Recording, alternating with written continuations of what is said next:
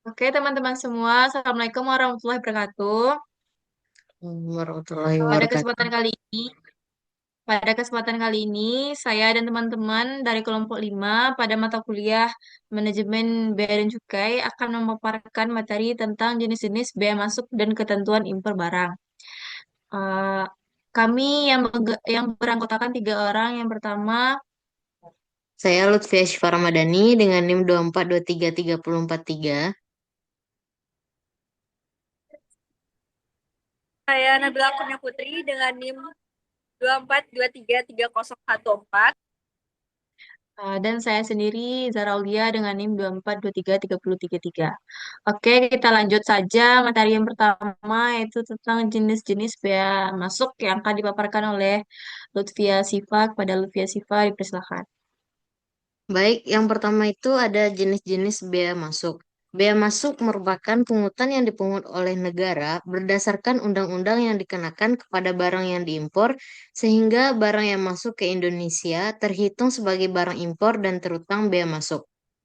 Ada 4 jenis bea masuk. Yang pertama yaitu bea masuk anti dumping atau BMAD, yaitu bea masuk tambahan yang dikenakan kepada barang impor ketika harga ekspor barang tersebut lebih rendah dari harga normal di pasar domestik.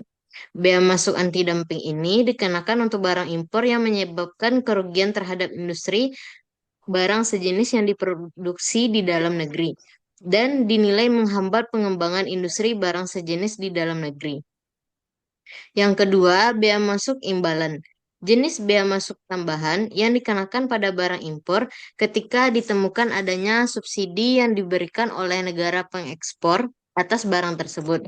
Barang impor yang dikenakan dianggap menyebabkan ketidakseimbangan pasar karena merugikan industri sejenis di pasar domestik dan menghambat pertumbuhan industri-industri tersebut. Yang ketiga itu ada bea masuk tindakan pengamanan.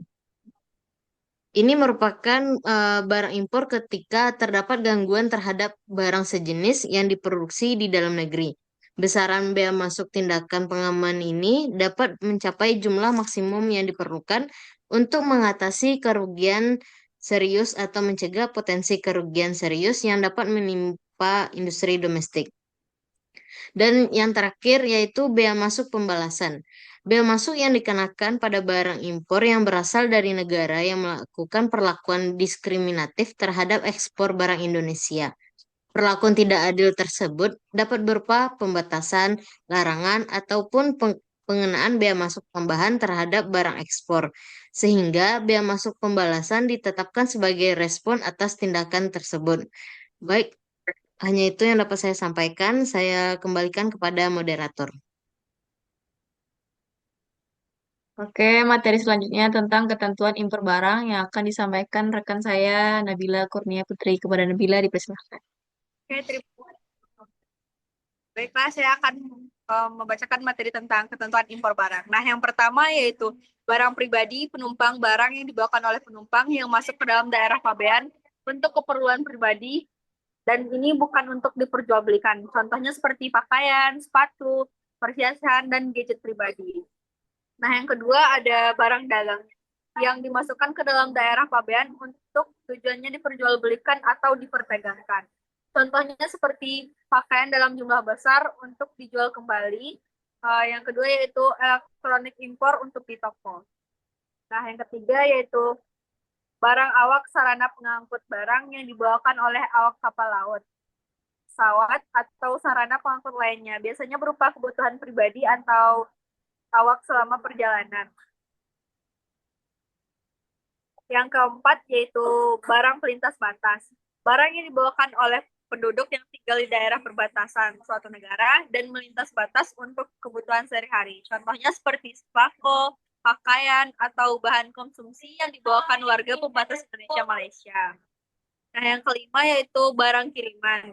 Barang kiriman yang dikirim dari luar negeri melalui pos, jasa, kurir, atau perusahaan jasa titipan. Contohnya seperti paket belanja online dari luar negeri seperti Shopee, Amazon, atau eBay. Nah, yang keenam yaitu barang pindahan. yaitu barang yang dibawa masuk oleh orang yang pindah tempat dari luar negeri ke dalam negeri. Contohnya perabot rumah tangga, kendaraan pribadi, atau barang keperluan rumah yang dibawakan oleh warga negara Indonesia yang pulang atau menetap di. Baik, sekian dari saya kembalikan kepada moderator. Oke, selanjutnya itu kesimpulan yang dimana bea masuk adalah pungutan negara atas barang impor untuk melindungi industri dalam negeri, menjaga keseimbangan pasar, dan mengatur perdagangan internasional. Terdapat 4 jenis bea masuk yang telah dipaparkan oleh Siva tadi, yaitu BAMD, imbalan, tindakan pengawanan, dan pembalasan, serta 6 kategori ketentuan impor barang, sehingga semua pihak diharapkan memahami aturan impor demi kelancaran perdagangan dan pertumbuhan ekonomi nasional. Saran dari materi ini mungkin pemerintah perlu meningkatkan pengawasan dan sosialisasi aturan bea masuk. Pelaku usaha harus mematuhi regulasi serta menghitung biaya impor dengan tepat. Dan masyarakat diharapkan lebih bijak membeli barang luar negeri agar dapat mendukung daya saing produk dalam negeri kita. Mungkin sekian dari kami ucapkan terima kasih. Bila ada kesalahan, mohon dimaafkan. Wabillahi taufiq wal hidayah. Wassalamualaikum warahmatullahi wabarakatuh. Waalaikumsalam Baik. warahmatullahi wabarakatuh.